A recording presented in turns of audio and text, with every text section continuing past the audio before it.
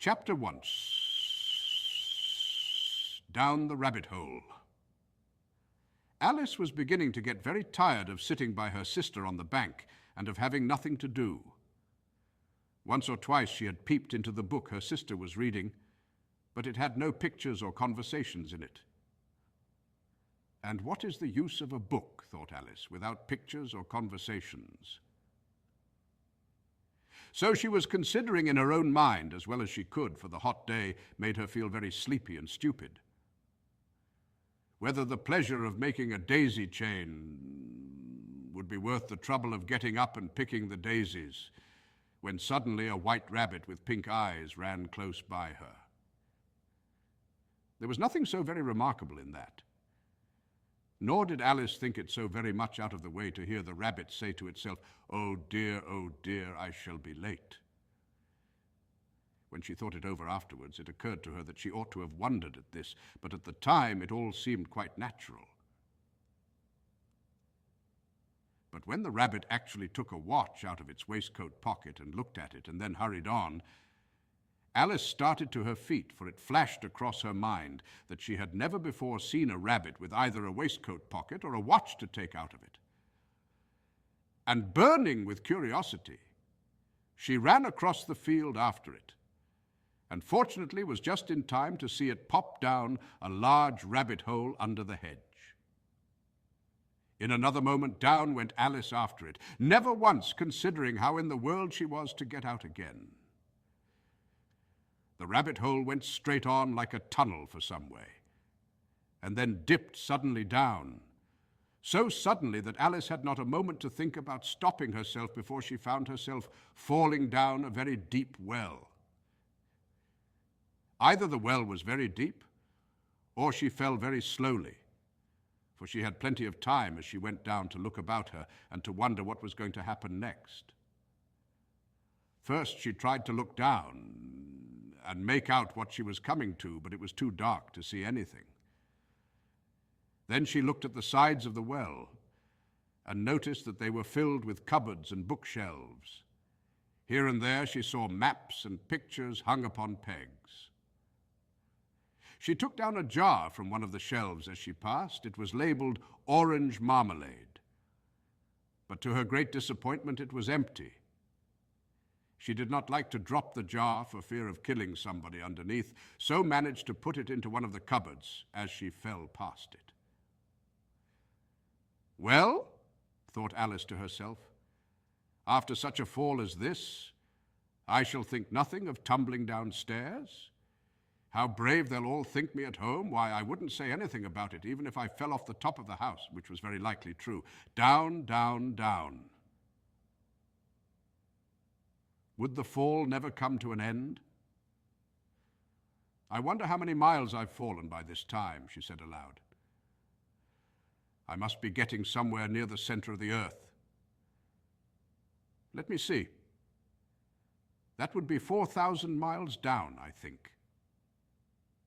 For you see, Alice had learnt several things of this sort in her lessons in the schoolroom, and though this was not a very good opportunity for showing off her knowledge, as there was no one to listen to her, still it was good practice to say it over. Yes, that's about the right distance, but then I wonder what latitude or longitude I've got to. Alice had no idea what latitude was or longitude either, but thought they were nice, grand words to say. Presently, she began again. I wonder if I shall fall right through the earth. How funny it'll seem to come out among the people that walk with their heads downward. The antipathies, I think. She was rather glad there was no one listening this time, as it didn't sound at all the right word. But I shall have to ask them what the name of the country is, you know. Please, ma'am, is this New Zealand or Australia? And she tried to curtsy as she spoke. Fancy curtsying as you're falling through the air. Do you think you could manage it? And what an ignorant little girl she'll think me for asking. No, it'll never do to ask. Perhaps I shall see it written up somewhere. Down, down, down. There was nothing else to do, so Alice soon began talking again. Dinah'll miss me very much tonight, I should think. Dinah was the cat. I hope they'll remember her saucer of milk at tea time.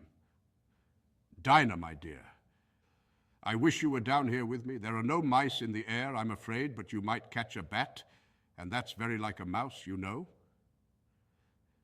But do cats eat bats, I wonder? And here Alice began to get rather sleepy and went on saying to herself in a dreamy sort of way, do cats eat bats? Do cats eat bats? And sometimes, do bats eat cats? For you see, as she couldn't answer either question, it didn't much matter which way she put it. She felt that she was dozing off, and had just begun to dream that she was walking hand in hand with Dinah and saying to her very earnestly, now, Dinah, tell me the truth. Did you ever eat a bat? When suddenly, thump, thump. Down she came upon a heap of sticks and dry leaves, and the fall was over. Alice was not a bit hurt, and she jumped up onto her feet in a moment. She looked up, but it was all dark overhead. Before her was another long passage, and the White Rabbit was still in sight, hurrying down it. There was not a moment to be lost. Away went Alice like the wind, and was just in time to hear it say, as it turned a corner, oh, my ears and whiskers, how late it's getting. She was close behind it when she turned the corner, but the rabbit was no longer to be seen. She found herself in a long, low hall which was lit up by a row of lamps hanging from the roof. There were doors all round the hall, but they were all locked. And when Alice had been all the way down one side and up the other, trying every door, she walked sadly down the middle, wondering how she was ever to get out again. Suddenly she came upon a little three-legged table, all made of solid glass. There was nothing on it except a tiny golden key. And Alice's first thought was that it might belong to one of the doors of the hall. But alas, either the locks were too large, or the key was too small, but at any rate it would not open any of them. However, on the second time round, she came upon a low curtain she had not noticed before, and behind it was a little door about 15 inches high. She tried the little golden key in the lock, and to her great delight it fitted. Alice opened the door and found that it led into a small passage, not much larger than a rat hole.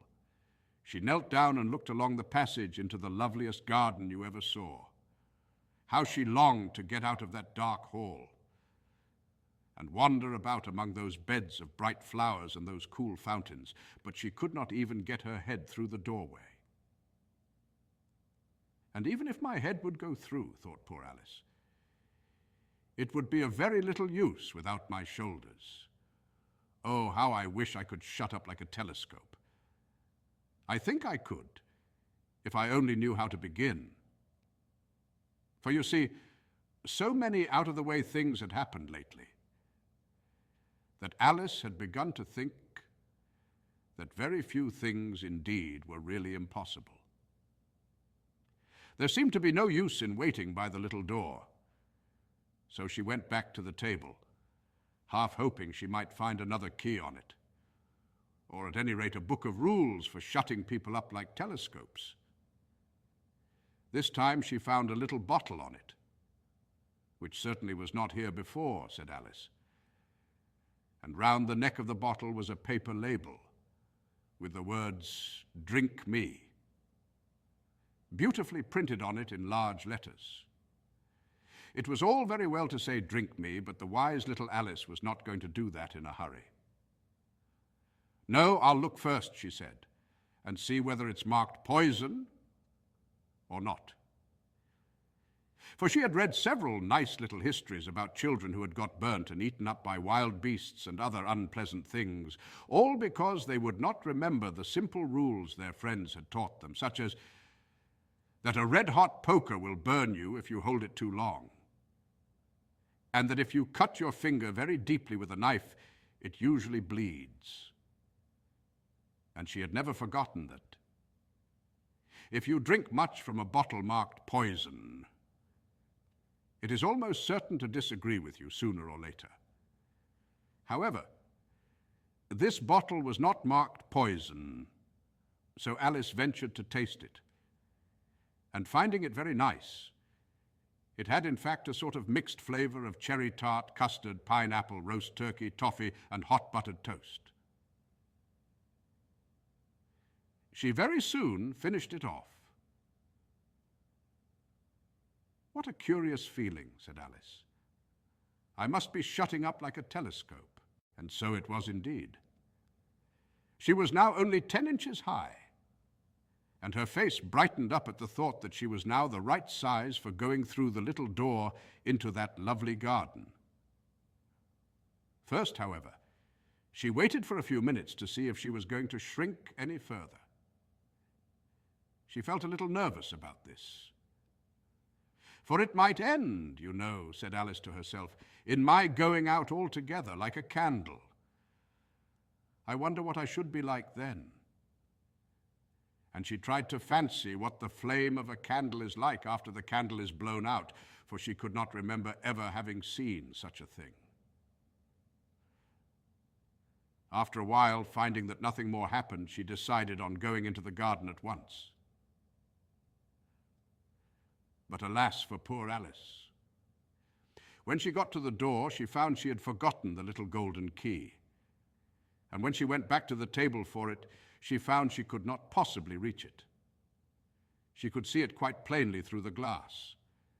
And she tried her best to climb up one of the legs of the table, but it was too slippery. And when she had tired herself out with trying, the poor little thing sat down and cried. "Come, there's no use in crying like that," said Alice to herself rather sharply. "I advise you to leave off this minute." She generally gave herself very good advice, though she very seldom followed it. And sometimes she scolded herself so severely as to bring tears into her eyes. And once she remembered trying to box her own ears for having cheated herself in a game of croquet. She was playing against herself. For this curious child was very fond of pretending to be two people. "But it's no use now," thought poor Alice, "to pretend to be two people. Why, there's hardly enough of me left to make one respectable person." Soon her eye fell on a little glass box that was lying under the table. She opened it and found in it a very small cake on which the words "Eat me" were beautifully marked in currants. "Well, I'll eat it," said Alice, "and if it makes me grow larger, I can reach the key. And if it makes me grow smaller, I can creep under the door. So either way, I'll get into the garden, and I don't care which happens." She ate a little bit and said anxiously to herself, "Which way? Which way?" holding her hand on the top of her head to feel which way it was growing, and she was quite surprised to find that she remained the same size. To be sure, this generally happens when one eats cake. But Alice had got so much into the way of expecting nothing but out-of-the-way things to happen that it seemed quite dull and stupid for life to go on in the common way. So she set to work and very soon finished off the cake.